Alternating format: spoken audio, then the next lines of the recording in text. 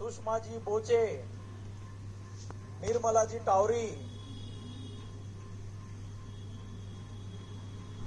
श्री पुरुषोत्तम जी खंडेलवाल एवं श्री महेंद्र जी पुरोहित, आप सभी एक एक कर मंच पर आए। माल्यार्पण कर माता जी से आशीर्वाद प्राप्त कर नीचे की ओर प्रस्थान करें।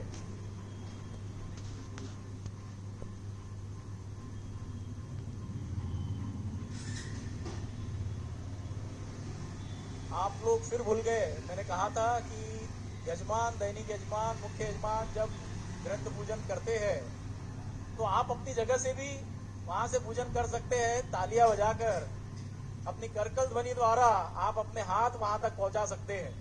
धन्यवाद। साथियों, फिर एक छोटी सी बात बहुत ही चंद मिनटों में आपसे करना चाहता हूं।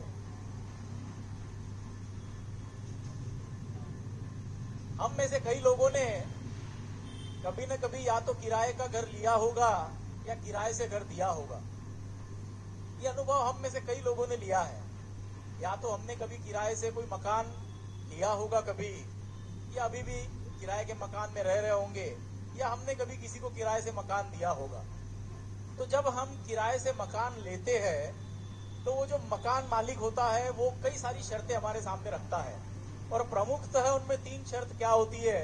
सबसे पहली शर्त क्या होती है कि समय समय पर किराया आपको देना पड़ेगा, कि हर महीने का किराया आपको समय पर देना पड़ेगा। दूसरी शर्त होती है कि मकान को कभी खराब ना करो, उसे बिल्कुल साफ सुथरा और अच्छे से व्यवस्थित बनाए रखो। और तीसरी शर्त होती है कि मैं मकान मालिक हूँ, मैं जब चाहूँ तब आपसे यह मकान खाली करवा सकता हूँ। कई सारी शर्तों में ये 3 शर्तें प्रमुखतः होती है। तो वो जो ऊपर बैठा परमात्मा है, वो जो माँ है, उन्होंने भी हमें यह शरीर रूपी मकान दिया है, और कई सारी शर्तों के साथ ये 3 शर्तें हमें दी है। सबसे पहली शर्त कि आपको नियमित किराया देना होगा। अब किराया यानी कैसा?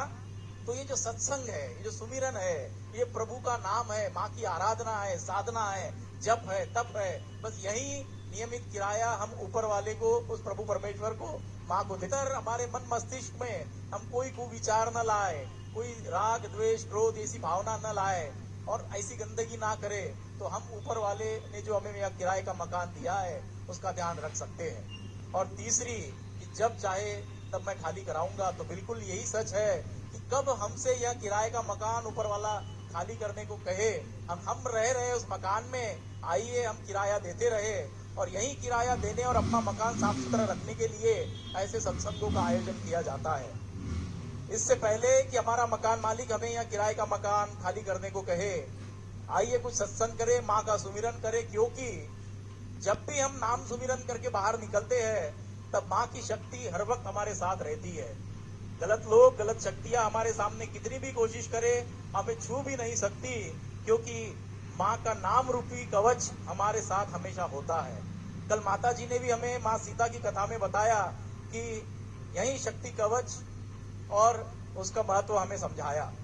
तो आइए हम भी हमारे शक्ति कवच को और मजबूत करने के लिए माँ के दरबार में चले और कहे कि अजीज भी आप है, मेरा नसीब भी आप है, अजीज भी आप है, मेरा नसीब भी आप है, दुनिया की इस भीड़ में मेरे सबसे करीब भी आप है।